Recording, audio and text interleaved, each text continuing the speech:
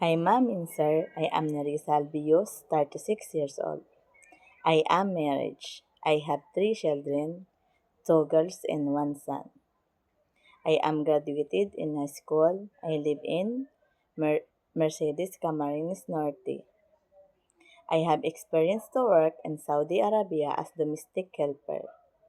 My duties and responsibilities are cooking, cleaning, washing, and ironing clothes, gardening, and sometimes I car washing.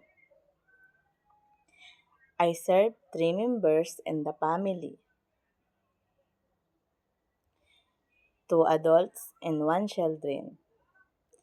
I'm taking care of her child, 5 years old. I give her food, milk, and I send her school, going to school. If she come back, I'm playing with them, change her clothes, give her vitamins. To my future employer, I promise that I'm a good person, patient, trustworthy, and hardworking.